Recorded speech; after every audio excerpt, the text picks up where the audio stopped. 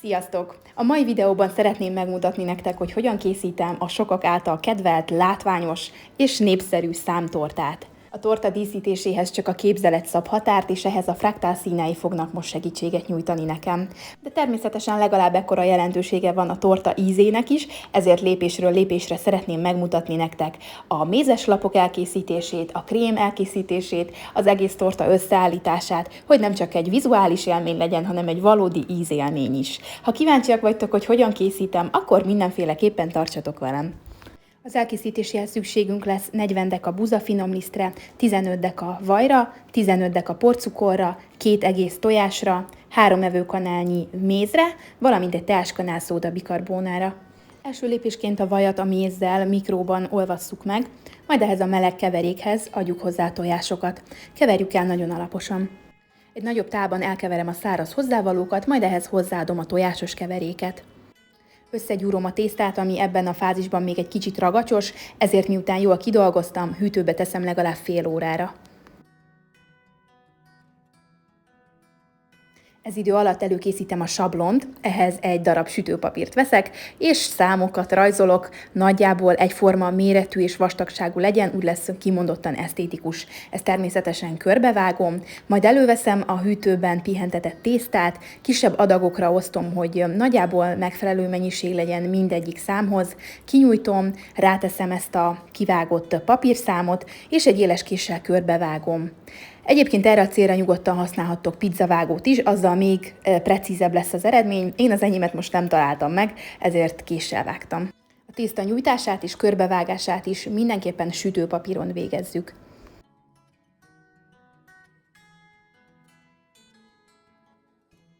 Szurkáljuk meg villával, majd 170 fokra előmelegített sütőben 8 percen keresztül süssük.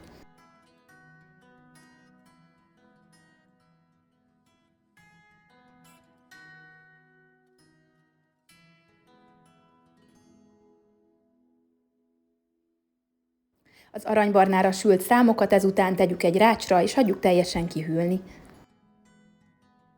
A krém elkészítéséhez szükségünk lesz 35 deka fehér csokoládéra és 3 deci zsíros habtejszínre. Forrósítsuk fel a habtejszínt, öntsük a fehér csokoládéra, majd ezután botmixerrel egyneműsítjük. Fedjük le folpakkal, és hagyjuk teljesen kihűlni, tegyük hűtőbe legalább 4-5 órára. Készítünk egy gyors málnakrémet, ehhez 15 deka málnára lesz szükségünk, egy evőkanál kristálycukorra és egy teáskanálnyi kukorica keményítőre. A málnát egy gyors forralóban 1-2 kanál vízzel kezdjük el forrósítani, majd a kristálycukrot és a keményítőt egy kis edénybe helyezve szintén 2 evőkanálnyi vízzel szép csomómentesre keverünk. Ezt öntjük hozzá a felforrt málnához, és egy sűrű pudingszerű krémet főzünk. Természetesen hagyjuk teljesen kihűlni. Elkészítjük a habcsókokat, amikkel dekorálni fogjuk a tortánkat. 110 g tojásfehérjére lesz szükségünk, és dupla a mennyiség, tehát 220 g kristálycukorra. Emellett habzsákra, néhány díszítőcsőre és a fraktál gél állagú ételfestékeire lesz szükségünk. A 2 fő hozzávalót tegyük egy tálba, ezután vízgőz fölött addig melegítsük, amíg a cukor teljesen föl nem oldódik benne. Ezután pedig nincs más dolgunk, mint egy szép kemény habot verni belőle.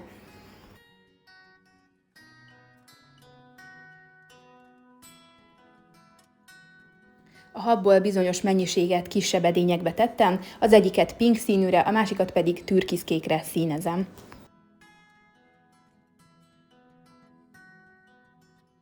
Ezután a lila géllel néhány csíkot húzok a habzsákba, így töltöm bele ezután a rózsaszín habot, és ez így gyönyörű kis csíkokat hagy majd a habcsókon. Egy sütőpapírral borított lemezre nyomkodom a habcsókokat.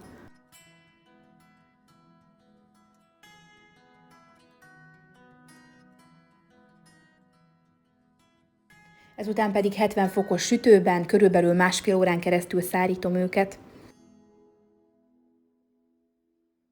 4-5 óra elteltével nagyon jól besűrösödött a krémünk, most pedig hozzáadok még 1 deci hideg habtejszínt és 3 evőkanál mascarponét. Ezt egy nagy üstbe helyezem, és gyönyörű habot készítek belőle. Figyeljünk oda, mert nagyon könnyen túlverődik.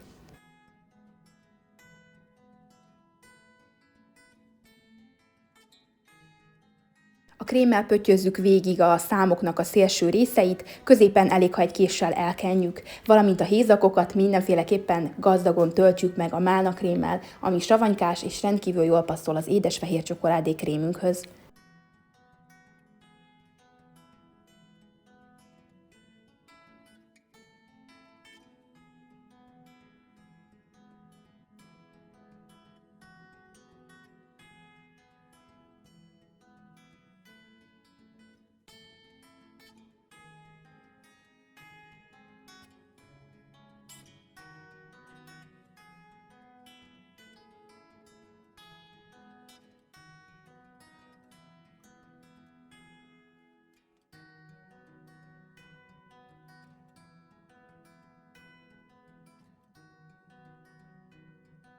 Fontos, hogy a torta tetejére is bőven kerüljön a krémből, lehetőleg teljesen kitöltve a felszínen lévő helyet.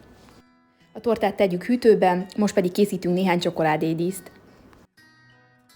A csokoládédíszekhez összesen 250 g fehér csokoládéra lesz szükségünk, ebből 200 g-ot mikróban rövid impulzusokkal megolvasztok, folyamatosan kevergetem, hogy oda ne égjen, majd amikor szépen megolvad, hozzá szórom a maradék 50 g-ot, és ezzel kitartóan kevergetem, lehűtöm. Ezt a folyamatot a csokoládé temperálásának hívjuk, ez teszi lehetővé, hogy visszaolvasztva is, hogyha új formát adunk neki, akkor fényes legyen, roppanós és ne olvadjon meg a kezünkben.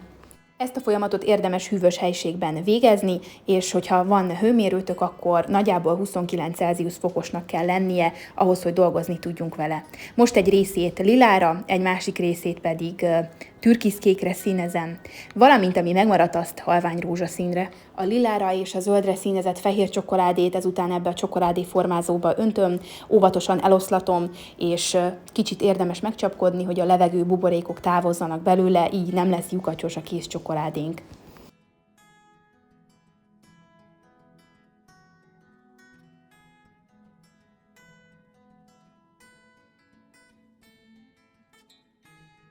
Ebbe a szívformájú szilikonformázóba pedig a rózsaszínre színezett fehér csokoládét öntöm, és előveszek egy száraz ecsetet, aminek a segítségével szépen elegyengetem, eloszlatom a csokoládét.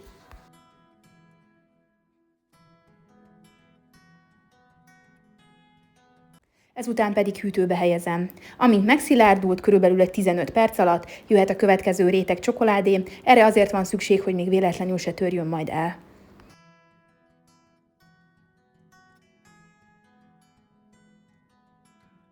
Körülbelül 15 percet töltött a csokoládé a hűtőben, most pedig óvatosan megszabadítjuk a szilikonformától. Hogy adjunk egy kis fényt a szépséges csokoládé szíveknek, vegyünk elő egy vastag, puha ecsetet, mindenféleképpen száraz legyen, és szükségünk lesz még a fráktának a fényes, dekorációs porfestékére. Ezt vigyük fel óvatosan a száraz ecset segítségével. Most pedig vegyük elő a tortát a hűtőből, és álljunk neki a díszítésének. Ehhez én még néhány dekorgyöngyöt is előkészítettem, valamint a jól megszáradt habcsókok és a csokoládé díszek is előkerültek.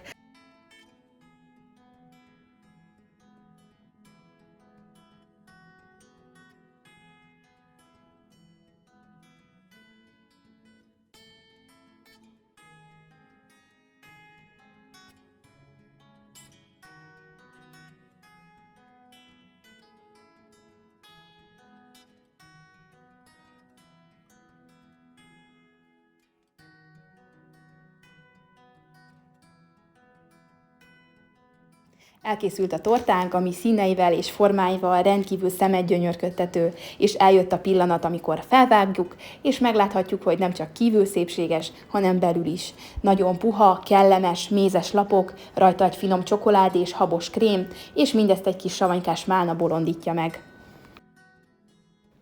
A fráktál színeinek segítségével tudtuk igazán tökére vinni a számtorta fogalmát.